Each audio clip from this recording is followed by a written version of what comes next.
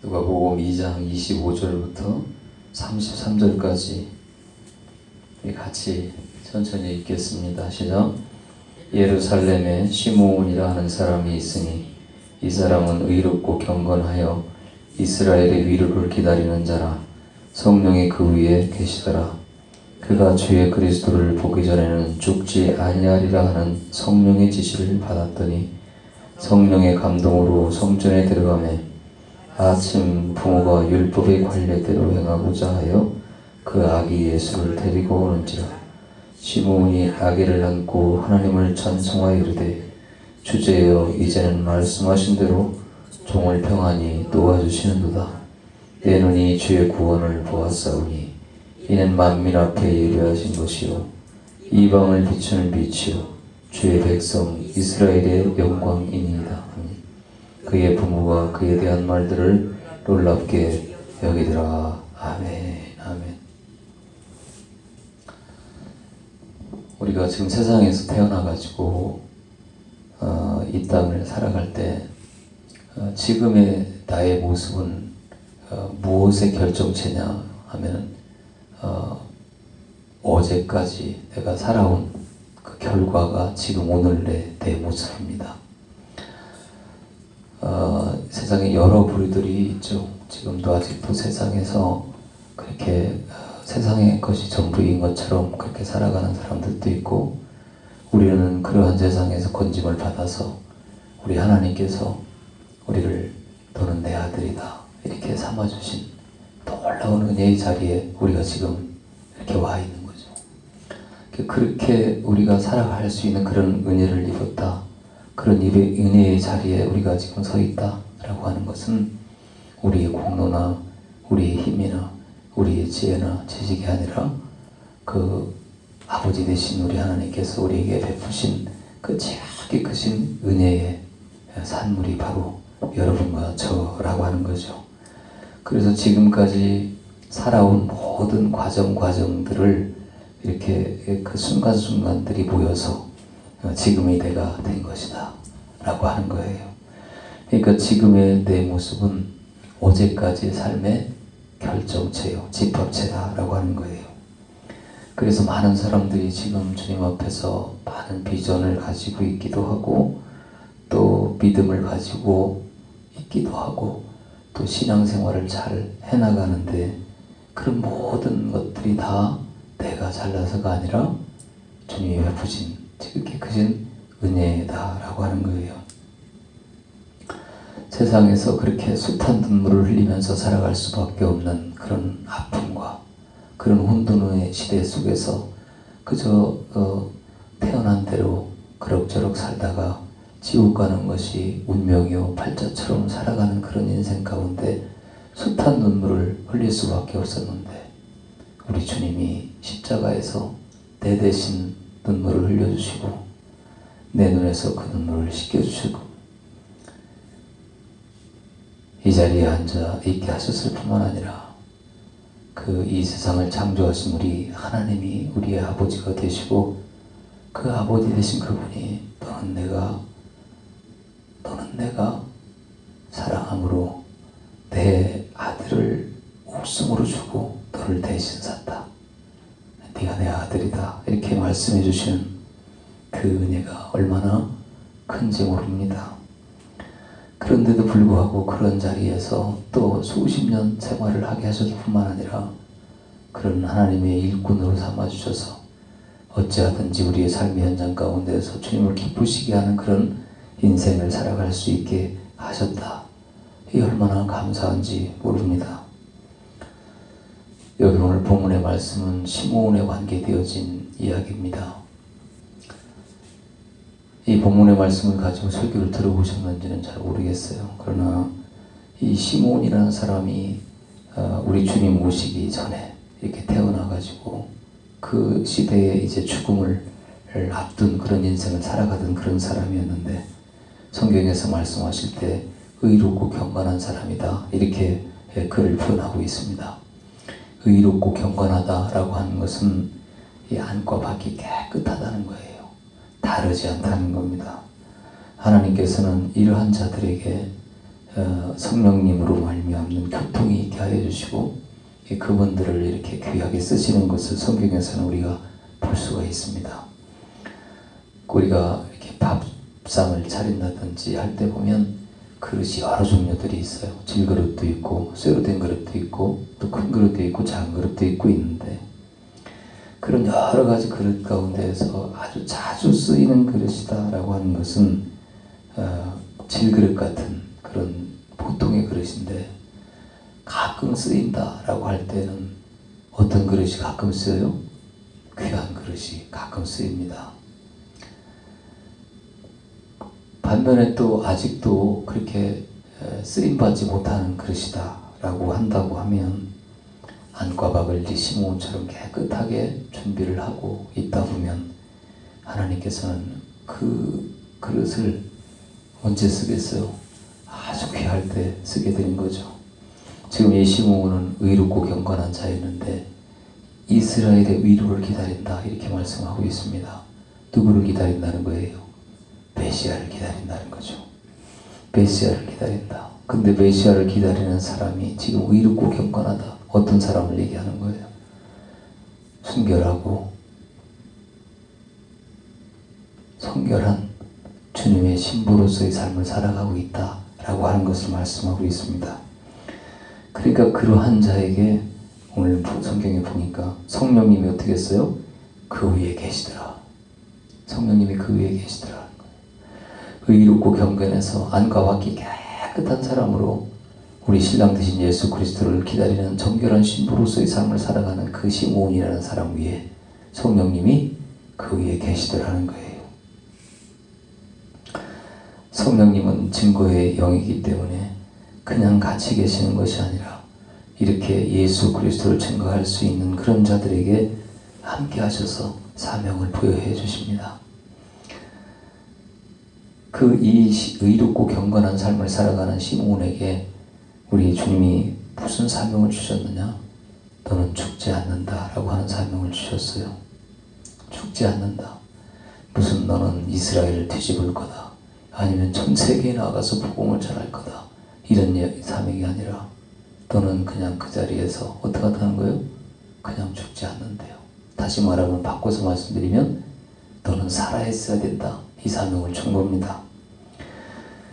초림하시는 예수 그리스도 메시아를 보기 전에는 죽지 않는다. 아까도 제가 이 말씀을 드려야 되기 때문에 초장에 이제 제가 그런 말씀을 드린 겁니다. 우리가 자꾸 사명을 생각하면 무슨 목회자가 되어야 되고, 무슨 선교사가 되어야 되고, 무슨 큰 어떤 지도자가 되어줘야 된다라고만 생각을 해요. 그런 게 아니라는 거예요. 사명은 아까 그런 이야기 했듯이 큰 그릇도 있고 작은 그릇도 있고 질그릇도 있고 놋그릇도 있고 아주 귀한 그릇도 있는 것처럼 사명이 작은 일도 있고 큰 일도 있다는 거예요. 그런데 시므온은 그거라고 이렇게 이야기할 수 없는, 너는 어떻게 메시아가 오기 전에는 죽으면 안 돼. 그 사명을 받은 겁니다. 성령님의 지시가 각자의 사람들마다 다 다르죠. 특별히 이 성령님이 머리 위에 계시는 게 아니라 지금은 어디에 계세요? 각자의 심령 가운데 오셔서 동행하시는 게 아니라 뭐 한다고 그랬어요? 함께 하신다고 말씀드렸어요. 그런데 그 함께 하시는 데 있어서 함께 하시는 분의 그 손길과 그분의 호흡과 그분의 음성을 들으면서 그분과 함께 살아가는 사람들이 되어져야 되는데, 나에게 말씀해 주시는 성령님의 그 말씀을 듣지 못하고 아직도 그냥 내 마음대로 살아가는 사람들이 많이 있다는 건데, 오늘 시므온에게는 의롭고 경건한 자가 되다 보니까 성령님이 그 위에 계셔서 너는 죽지 않는다 라고 하는 사명을 받았다는 거죠. 존재의 사명이에요. 언제까지? 주님이 내 눈앞에 나타날 때까지 살아있어라 라고 하는 거예요. 그러면은 그냥 살아있는데 이 시몬이라는 사람의 삶이 어떤 삶이었을까요? 그냥 대충 살아가는 삶이었을까요? 의롭고 경건한 자가, 더군다나 너는 초림하시는 예수 그리스도를 볼 때까지 살아야 된다라고 하는 그 사명을 받은 자가 어떻게 살았을까요? 삶의 현장에서 예배자로서의 삶을 살았다는 겁니다. 기도하고 찬양하면서 존재하라. 원초적인 사명이, 사역적인 사명보다 더 귀한 사명이, 사역이라고 하는 것은 내가 어떤 공로를 내세울 수 있고 나의 자랑을 내세울 수 있고 나의 달란트를 내세울 수 있는 그런 위험성이 많이 있습니다. 그러나 지금 이 원초적인 사명, 너는 주님 올 때까지 어떤 예배자로서의 삶을 살아라, 살아 있어야 된다라고 하는 것, 그런 사명을 받은 것, 이 시몬에게는 다른 사명을 준 적이 없습니다. 오직 예수 그리스도의 메시아가 이스라엘의 위로가 너희에게 임할 때까지 너는 죽으면 안 돼. 그 사명입니다. 이런 사람들이 드물 텐데요. 그래서 더 큰 사명을 주실 수 있을 텐데 어떻게 의롭고 경건한 자요, 메시아의 그 신부된 삶을 살아가는 그러한 자에게 너는 죽지 않는다 라는 그런 사명을 주셨을까? 지금 세상에서 보면 각 개인들 뿐만 아니라 교회들도 마찬가지죠. 목회자들도 마찬가지죠. 주님 앞에서 뛰어다니는 사람들이 너무나도 많이 있습니다. 주님께서 맡겨주신 사명을 초월하는 그러한 분주함 속에서 살아가는 사람들이 너무나도 많이 있다는 거예요. 주님이 하라고 하는 것만 하고 가라는 길만 가겠습니다. 두드리다 안 열리면 열지 않겠습니다.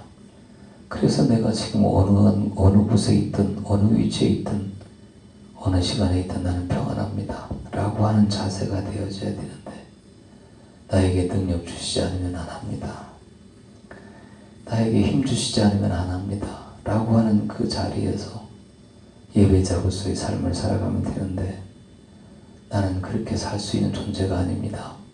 나는 뭔가를 해야 돼요. 주님이 괜히 부르셨습니까? 나는 이 일 해야 돼, 저 일 해야 돼, 주님이 하지 말래도 나는 해야 됩니다 라고 하면서 살아가는 사람들이 너무나도 많이 있다는 거예요. 우리는 주님 앞에 부익한 존재입니다. 주님이 우리를 보고 말씀하실 때 주인이 밖에서 나갔다가 왔을 때 밖에서 열심히 일하던 종이 와서 나의 저녁밥을 준비해 줄 거다. 그런데 그 준비한 종들을 위해서 너희는 하루 종일 밖에서 일하고 나와서 또 밥을 나누고 준비하려고 고생했으니 나랑 같이 밥 먹자, 수고했다 라고 할 주인이 누가 있느냐 그 말이에요. 그런데 우리는 그러한 위로를 기다립니다. 그걸 기대해요. 왜? 주님이 뜻과 관계없이 큰 분주하게 뛰어다녔으니까. 주님이 말씀 안 하셨는데 내가 이렇게 했어요, 잘했지요, 이런 칭찬을 받고 싶어 한다는 거죠. 우리는 주님 앞에서 부익한 존재라는 걸 잘 알아야 됩니다. 너무나도 연약한 사람이기 때문입니다. 그래서 우리 전능하신 주님이 나를 통치하시고 다스려주시고 내가 엉뚱한 길로 가게 될 때 나를 막아주시고 오직 주님의 의로운 길로 나를 인도해 주세요. 시편 23편에서 보면 내가 어느 상황 가운데서 주님이 나를 지켜주시고 나를 인도하시는 이유가 뭐예요? 자기 이름을 위하여 나를 어떤 길로? 의의 길로 인도해 주신다. 우리는 어느 곳에 있든 그러한 당신의 이름을 위하여 나를 이끄시는 대로, 요한계시록에서 보면 어린 양이 어디로 인도하든지 따라가는 자가 되며, 저는 이 말씀을 들을 때 정말 굉장한 은혜를 받았습니다. 어린 양이 인도를 하든 안 하든 나는 꽃길을 가겠습니다. 평안한 길 가겠습니다. 명예의 길 가겠습니다. 다른 사람들이 칭찬해주는 길 가겠습니다. 고생 안 하는 길로 가겠습니다가 아니라 어린 양이 어디로 인도하든지 따라가는 자가 되며, 이게 그 어린 양의 인도함을 받아서 아버지 집으로 가야 될 자가 이 땅에 살아가는 모습이 되어져야 된다는 것을 말씀하고 있어요. 목회자들이 특별히 나는 빨리 큰 교회를 이루고 또 뭐 선교사도 파송하고 많은 이 성도들과 많은 일들을 해야 될 텐데 그게 꿈이었는데 그렇게 되어져야 될 텐데 이런 생각들을 많이 합니다. 그러나 우리 주님이 바라시는 우리를 향하신 뜻은 어디에 있든지 바로 이 원초적인 사명을 잃지 않고 부르신 곳에서 예배자의 삶을 살아가는 거예요. 우리는 입술을 열어 찬양은 잘합니다. 주님이 원하시는 가라는 가고 서라면 서겠습니다. 이런 찬양들 많이 하잖아요.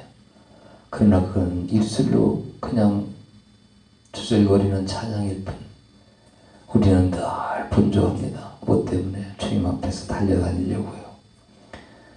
그런 모습은 주님과 관계없는 모습이라는 것을 우리는 알아야 됩니다. 오직 나에게 주신 사명이 무슨 사명이 됐든지 우리는 순종할 수 있어야 돼. 다른 일 없습니까? 물을 필요도 없습니다. 오실 메시아를 기다리면서 살아있으면 된다라고 하는 이 시몬에게 주신 이 사명을 가지고 시몬은 그렇게 기다렸습니다. 그렇게 기다린 삶이 결코 평탄한 길은 아니었다라고 하는 것을 이 본문에서 우리가 깨달아 알 수가 있습니다. 27절에서 보면 성령의 감동으로 성전에 들어갔다. 그 위에 계신 성령님이 너 지금 성전에 들어가라 말씀해 주셨다는 거예요. 그래서 성전에 들어가니까 어떻게 성전으로 들어갔을까요? 성령의 인도하시는, 성령이 지시하시고 명령하시는 그 음성을 따라서 순종했다는 거예요. 그대로 움직였다는 거죠. 그래서 시몬이 성령의 감동으로 성전에 들어가니까 마침 예수 그리스도의 부모가 어떻게 했다는 거예요? 율법의 관례대로 행하고자 하여 그 성전에 들어왔다. 우연의 일치겠지? 아닙니다. 왜 그래요? 시몬이 누구의 지시를 받아서? 성령의 지시를 받아서 갔다는 거죠. 시몬은 안과 밖이 깨끗한 사람이기 때문에 성령에 민감한 사람입니다. 그래서 시몬이 아기를 안고 이 찬양을 했어요. 29절에 뭐예요? 주께서 이제는 말씀하신 대로 종을 어떻게 해요? 평안히 놓아주는도다. 이게 무슨 말씀일까요? 너는 살아있어라. 그 사명을 지키면서 살아가는 그 삶이 어땠다는 거예요? 힘들었다는 거죠. 빨리 놓고 싶습니다. 빨리 주님께 가고 싶습니다. 라고 하면서 어떻게? 꿋꿋하게 그 예배자로서의 삶을 살아왔다는 거예요. 이제 하나님이 주신 그 사명대로 이제 그렇게 기다리던 메시아를 그를 안고 찬양하면서 오 주님 이제 다 됐습니다. 이제 그 사명을 완수했습니다. 나를 평안히 도와주시기를 원합니다. 이거예요. 그 다음에 보니까 뭐예요? 사람으로서 처음 예수님을 알아보고 정확하게 예수님이 누구인지 증언하고 있습니다. 지금 이 시몬은 그렇게 평생을 그렇게 의롭고 경건한 자로 안과 밖이 깨끗한 사람으로 이 오실 메시아의 신부된 삶을 살아왔지만 그렇게 살아오는 삶이 인생 최고의 이 삶이 아니었다는 거예요. 지금 비로소 하나님 아버지께서 그의 생명을 데려가시려고 할 때 그는 인생 최고의 순간을 맞이하고 있습니다. 지금 누구를 안고 있어요? 하나님을 안고 있어요. 인간의 눈으로 보면 그저 그렇고 그런 애기 하나 안고 노래 부른 겁니다. 주님 일이 이래요. 대단한 거 기대하지 마시라니까요. 노인네가 그저 성전에서 애기 하나 안고 노래 부른 거에 불과해요. 그러나 뭐예요? 성령님과 함께 그걸 바라보면 지금 어떻게 보잘것없는 종이요, 보잘것없는 죄인이요, 그저 이 땅에 살아가다가 이제는 쇠약해져서 죽을 날이 눈앞에 둔 그 하찮은 노인네가 누구를 안고 있는 거예요? 이 만유의 주인 되신 하나님을 안고 있는 겁니다. 인생 최고의 순간을 맞이하고 있는 거죠.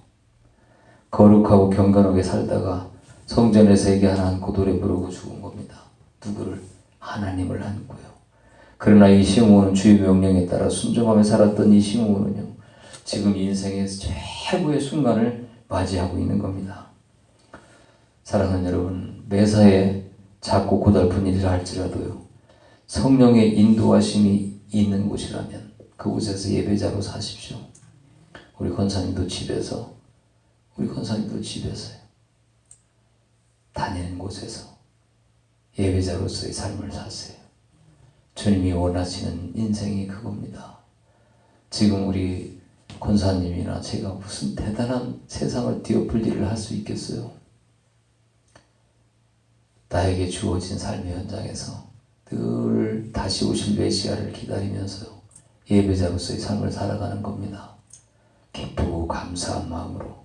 때로는 힘들고 고달픈 인생이겠지요. 때로는 세상의 미혹도 있을 겁니다. 본질적인 육신의 유혹도 있을 겁니다. 그러나 뭐예요? 그런 것들을 예수 그리스도의 이름으로 제하면서 다시 오실 예수 그리스도, 그 신랑 되신 예수 그리스도 바라보면서 신부된 정결한 삶을 준비해가는 삶을 살아야 된다는 거죠.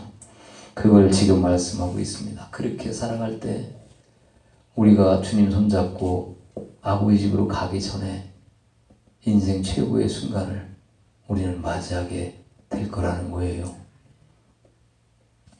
인생 최고의 순간이 우리가 무슨 시집가고 장가하고 또 무슨 큰 집을 장만하고 또 무슨 사업적으로 크게 성공을 하고 무슨 직장에서 출세를 하고 이럴 때 인생 최고의 순간이 아니라 우리가 어느 상황 가운데서도 이렇게 신부된 삶을 잘 준비하면서 살아가게 되면 세상에서의 최고의 순간이 아니라 바로 스데반 집사가 돌에 맞으면서도 이 세상을 창조하신 우리 주님이 보좌에서 일어나셔서 두 팔 벌려 환영하시는 그 이 세상에 무엇으로도 비교할 수 없고 바꿀 수 없는 그 영광을 맛보았듯이 우리에게도 그 인생의 최고의 순간이 오게 될 거라는 겁니다. 우리는 어떻게 인생의 최고의 순간이 오게 될지 몰라요. 자다가 첫째 부활로 깨어날 수 있다고만 한다면 그보다 더한 기쁨이 어디 있겠습니까? 세상에서도 자다가 죽는 게 복이라고 하는데요. 자다가 신랑 되신 예수 그리스도의 손을 붙잡고 낙원으로 간다면 그거보다 더 큰 복락이 어디 있겠습니까? 히브리서 1장 14절에서 보면 모든 천사들은 섬기는 영으로 구원받을 상속자들을 위하여 섬기라고 보내심이 아니냐 말씀하고 있습니다. 여러분들과 저에게는 이렇게 아버지께서 보내주신 우리를 섬기라고 하는 천사들이 이렇게 있다는 거예요.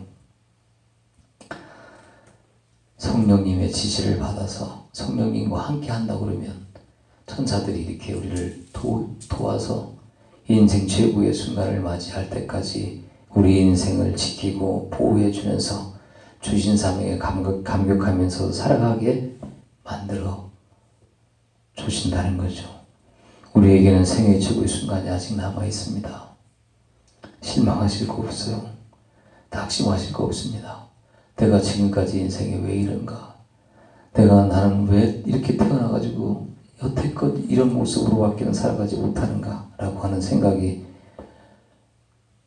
때로는 들기도 하고 그런 생각 때문에 낙심이 되어지기도 하고 그저 어떤 때는 주님을 떠나지 못하니까 어쩔 수 없이 끌려다니는 모습으로 체념하면서 살아가고 싶은 그런 생각이 들 겁니다. 그러나 실망하지 마십시오. 아직도 우리에게는 지금까지만 보지 못했던 생애 최고의 순간이 우리에게 남아있다는 거예요. 우리 주님께서는 그걸 준비하고 계시다는 거죠. 그래서 우리는 절대로 낙심하면 안 되는 이유가, 실망하면 안 되는 이유가 바로 이 이유 때문에 그렇습니다. 내가 현재 부족하다 할지라도 감사하면서 살아가야 돼요. 왜 그러냐면 주신 사명 때문에 즐겁고 감사하면서 성령님의 지시를 받으며 살아가다 보면 그게 순종이 되어지고 그 순종을 바라보신 우리 주님께서는 우리에게 인생 최고의 순간을 맞이할 수 있도록 우리에게 복을 주신다는 거예요. 하다못해 죽기 직전이라도 인생 최고의 순간을 맛보게 하실 겁니다. 이건 우리 주님이 우리에게 약속을 하셨기 때문에 그래요. 그래서 우리는 어차피 넘치고 과분한 복을 받은 자들이에요. 이렇게 이 세상에 운명과 팔자로 그럭저럭 살다가 지옥 갈 수밖에 없는 자들이 그곳에서 우리가 건짐을 받아서 생명의 나라요, 사랑의 나라요, 그 아들의 나라로 우리의 영혼이 옮겨졌다는 것 자체가 우리는 이 땅에서 더 이상 받을 수 없을 만큼의 복을 받은 자들이라는 거예요. 표현할 수 없는 특권이요, 천사가 흠모할 수밖에 없는 이 용서의 감격과 구원의 감격이 우리에게 있다는 겁니다. 그것만으로도 충분하지 않습니까? 그런데 그것으로 끝나는 게 아니라 우리에게는 부름받은 곳에서 예배자로서의 삶을 살아가면 우리 주님께서 우리에게 인생 최고의 순간을 우리에게 주시겠다고 약속을 하고 계세요. 그래서 우리는 선택의 여지가 없습니다. 우리는 이미 지옥 가긴 틀린 사람들이에요. 그렇다면 어떻게 해야 되겠습니까? 빠지 못해 가는 게 아니라 지옥 가기 싫어서 그저 마지 못해 가는 게 아니라 어떻게 신랑 되신 예수 그리스도에게 최고의 신부가 되어져서 그분의 품에서 정말 사랑을 받을 수 있는 그런 모습으로 준비하면서 가야 되지 않겠습니까? 그렇게 가다 보면 거기에 끝에는 우리 신랑 되신 예수 그리스도와 환한 미소를 지으면서 두 팔을 올려서 여러분과 저를 기다리고 계실 겁니다. 그래서 그렇게 도착해서 주님 품에 안기기 전에 반드시 우리에게 생애 최고의 순간을 우리에게 맞이할 수 있도록 복을 주실 겁니다. 그러한 복을 기대하고 바라면서 우리 하루하루 주어진 인생 정말 기뻐하며 감사하며 살아갑시다. 그렇게 살아가는 우리를 바라보시면서 우리 주님이 얼마나 기뻐하시겠습니까? 그래서 그러한 자들에게 베푸시는 인생 최고의 순간이 나중에 신랑 되신 우리 주님과 더불어 그의 나라에 들어갔을 때 우리 각자가 서로 그 놀라운 세상 살아가면서 처음이자 마지막으로 맛본 그 인생 최고의 순간을 자랑할 수 있어야 될지 믿습니다. 그러한 여러분과 제가 되길 예수 이름으로 축원합니다.